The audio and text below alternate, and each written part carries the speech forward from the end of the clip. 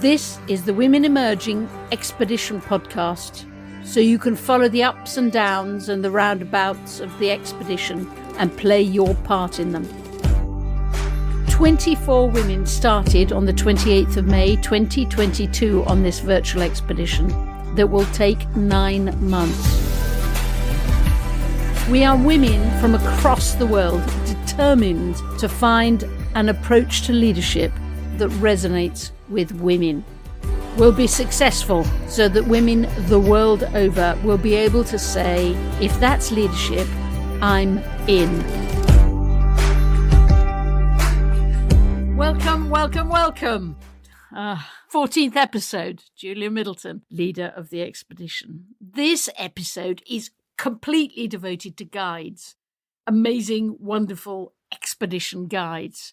There are hundreds and hundreds of women involved, increasingly thousands and thousands of women involved in the expedition. At the heart of them, as you know, there are the 24 members of the expedition, but there's an increasing number who are also calling themselves guides to the expedition. They are women who have said that they will take the calls from the members of the expedition and help them think through their ideas, test their theories, trial their thoughts. They'll offer their own stories, they'll share their experiences, they'll reveal their utter triumphs and their abject failures. And they'll do this with generosity and honesty. So this episode is entirely devoted to the extraordinary guides to the expedition. I'll tell you later on, if you want to be a guide, how to do it. 2 women I'm going to talk to this morning. First, I'm going to talk to Paula. She, as far as I know, is the first guide to take the first member's call. It was a call made by Sarah. Now, I think this was the first call made by the first guide. It's as far as I know it was, but it has to be said that things are snowballing so fast, I can't absolutely promise that this was the first. But Sarah spoke to Paula. Sarah is a member of the expedition and she wants to investigate different models of collective leadership. And Paula has been involved in many, many women's cooperatives in South America over the years, and more recently in Matriarcha, which she created. Most wonderful name, Matriarcha. So I spoke to Paula, and actually she started by reminding me why from the very beginning she was involved in Women Emerging.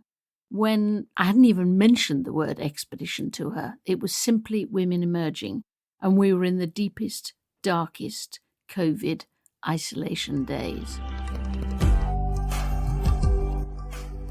I thought it was a brilliant idea that you had to be able to connect people, women and men around the world, and whatever gender they choose to be nowadays, and have like a little window to explore outside of the being trapped in situations. It was a very refreshing feeling, and the feeling of you are powerful enough to create new things. We both are, Paula.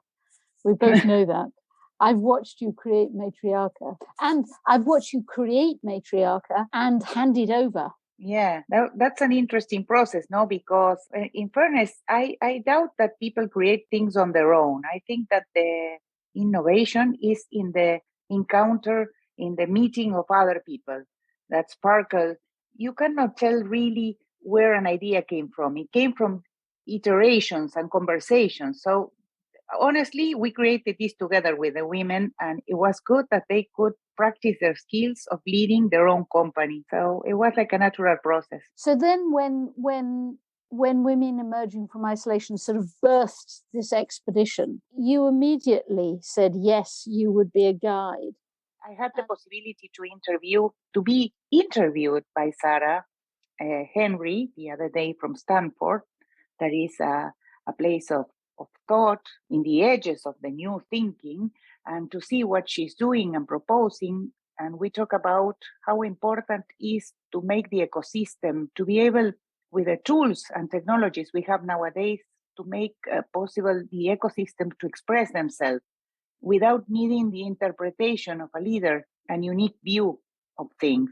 How can you gather consensus in different iterations and rounds of a lot of people working together And the dimension of the human processes now is impressive.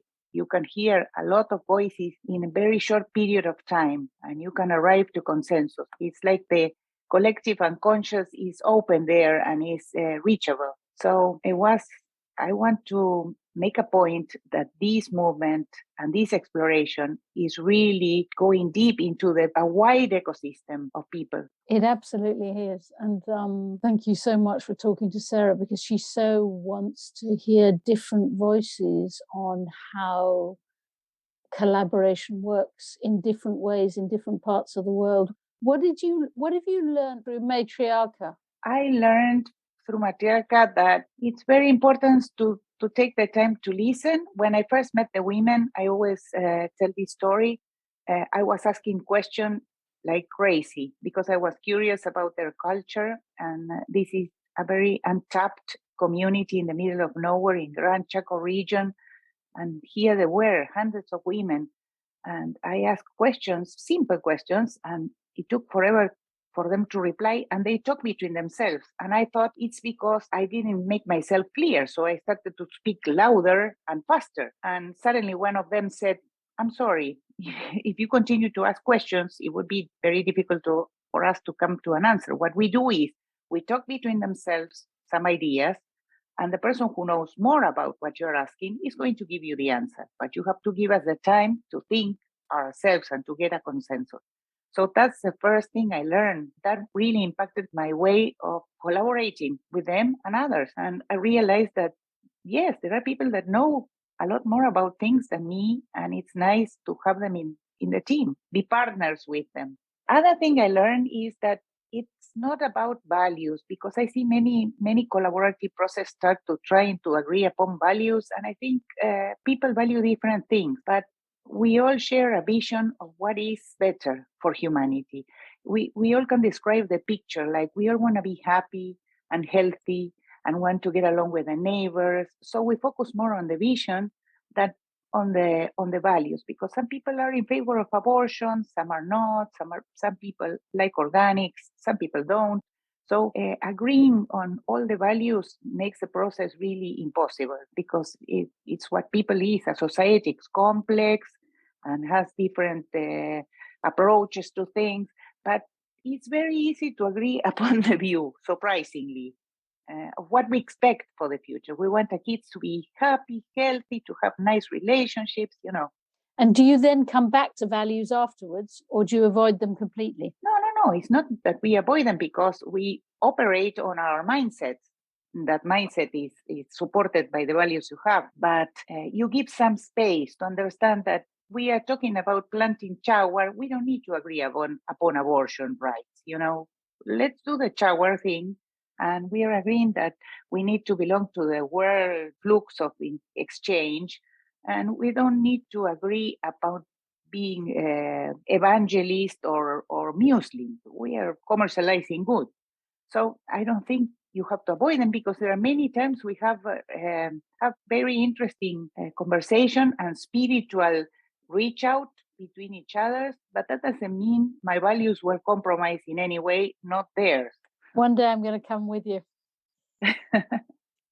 Well, now, actually, today they are in Rome because they organize a fashion show. And I received the invitation like anyone else. So that's called success when they don't need you in Rome. Exactly. Thank you, Paula. That's very much got me thinking. Don't start with values. Focus on the vision. And it's simpler than you think to find a common vision. I think that's something I need to really, really think about. Thank you, Paula. Sarah clearly got a lot out of her call as well. Paula was super interesting. The way she challenged my thinking, she made me think about a few things completely differently. The second guide I talked to on this episode is Bin, and I was really asking her to be my guide. I was seeking advice on how to make sure that the expedition really has an impact. We're on the expedition for the whole of the next 9 months. Then we gather in February.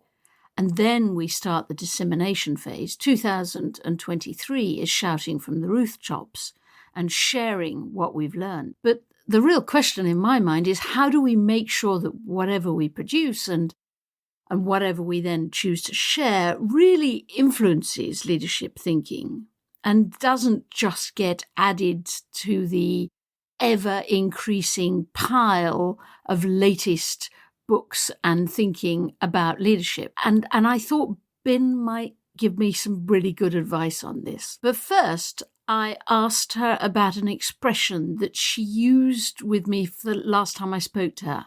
She talked about the missing muscle caused by COVID, or maybe even she should really have said the missing muscle that was exercised and prompted by COVID. Have a listen.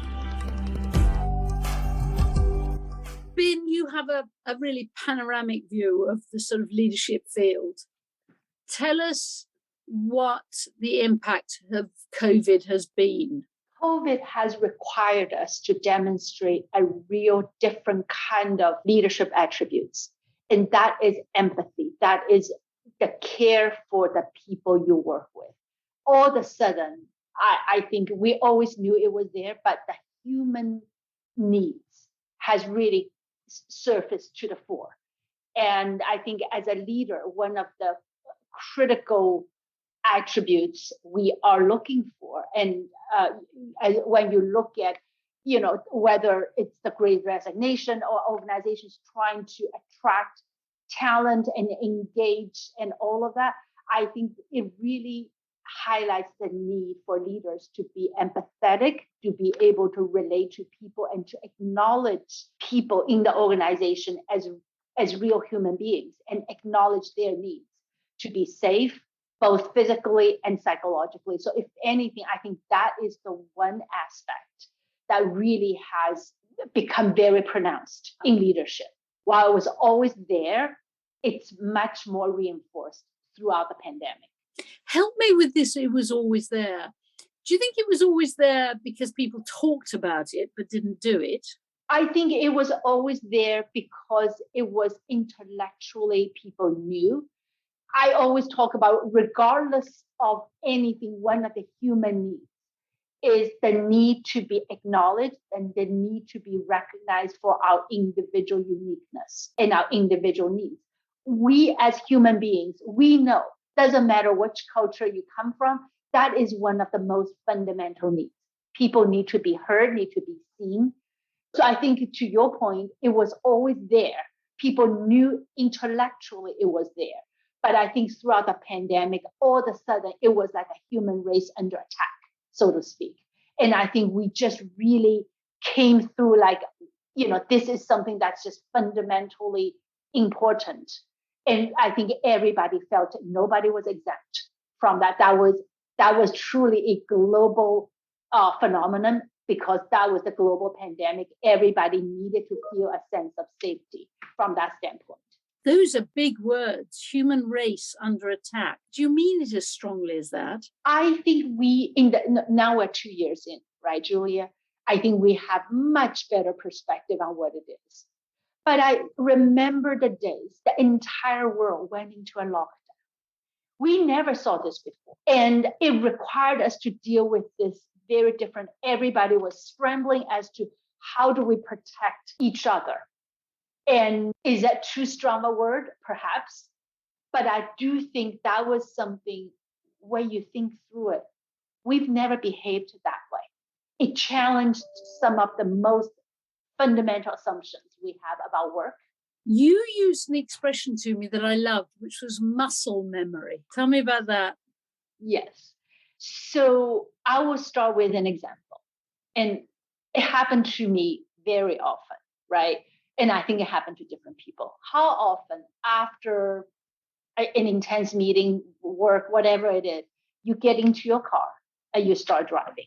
And before you know it, you are at the destination. A lot of times it's your home. You don't really think about what you are doing each turn you are making. You just sort of know what to do, right? We've all experienced that, I dare say. And that's what I call muscle memory. When you've done something enough times that you could actually do it without putting a lot of thought into it, it becomes second nature. Athletes do it plenty, because they are able to perform because they practice thousands or hundreds of thousands of times. So when they are there, they don't think about it. So that's what I mean by muscle memory. And why did you use that expression in the context of COVID or post-COVID? I think we as human beings, we as individuals, we as leaders, we have a set of muscle memory in terms of what we do at work, how we interact with people, and how we lead, and all of that. I think COVID fundamentally challenged us to develop a different set of muscle memory, right? We all went through these things. People have different difficulties, right? All of a sudden you see, in our context, you see very senior people, they are conducting a very important meeting and the dogs start barking, the dogs start coming in. That humanizes people. And I think we have embraced in many ways a lot more of those humanistic qualities in the workplace. And I think that's a set of muscles that we are going to continue to keep. I think that's one of the huge benefits of the pandemic because it made all of us a lot more human. Do you think this muscle change will last? Yes, I do. I do. I was going to say I hope so, but I'm optimistic. I think now we see what people are demanding. I think that's why, from a research perspective, there's so much research and leadership model that talks about human-centric leadership. And really when you look at transformation, you need to start from the needs of the people, whether it's your customers, whether it's your employees, what have you. But I think there's a just huge recognition. And also, I think another aspect is I think we're also dealing with a whole generation where they are going to demand it. They are not going to relent. They are going to make it clear. And I think for organizations, if you want to tap into that pool of talent, you are going to have to show that you care about them. You're going to show that you care about the causes that they care about genuinely, because otherwise they will vote with their feet. They won't stick around. Do you see a gender element in this change of muscles? The gender element I see, and again, that's a generalization, right? So I got to be a little bit careful. But with that caveat, what I do see from a gender perspective is female leaders tend to be better at being more empathetic. And I do think there's research to show that. But I think this is one of those things that actually really, I'm going to say, work to the advantage of female leaders. And I think, what I would love to see is all of our female leaders really lean in and really claim that space. I mean, again, I think once upon a time when there are discussions about emotions and empathy and emotions, I think there was a time it's something to shy away from because that's seen as soft and, you want to be tough. And I think, again, I'm generalizing things, but I do think there was a time that was, more of seen as more of a weakness, but I actually think that has changed. And I don't think that change is going to go away. I think that change is here to stay. And I think that will really serve well for a lot of our female leaders. Ben, right from the beginning, you said yes when I asked you to be a guide on the expedition. And I know that's about supporting the other women, the members of the expedition. But let's make this you're a guide to me as the leader of the expedition. There's so much about leadership out there. And some of it is pretty flaky stuff. And I don't know if you feel like it. You sort of think, for every 5 new brilliant ideas, probably there's only one that I'm particularly interested in. And a lot of it is noise. How have you developed a detector that distinguishes the one from the 4? And tell me, how does that speak to the expedition? Because we don't want the outcome. We're not going on this expedition for the next, spending 9 months on it just to produce stuff that'll get put on a pile of more stuff about leadership. Guide me through this. First of all, I think it's a great piece of work you are leading, and I'm just so proud and privileged to be associated with that. So thank you, Julia, for the opportunity. So the question I ask is that going to impact real change? Is that going to generate real change, right? Forget the theoretical stuff you have. And, and also I think another thing is when you look at a lot of leadership models and all of that, they're more similar than different, genuinely. I mean, we're running out of stuff, new concepts. Having said that, the one thing I do look at is how much it is about helping people to understand other people and helping people to look at, behave in a way that they can be more empathetic, effective in relating to other people and understand other people's needs. For me, that's such a critical component of leadership. The level one stuff, it's the self-awareness, understand your paradigm, your needs, your frames of reference, and how you relate to other people. Because in the end, it's about how you inspire and how you motivate and how you relate to your fellow team members, your fellow colleagues, and all of that.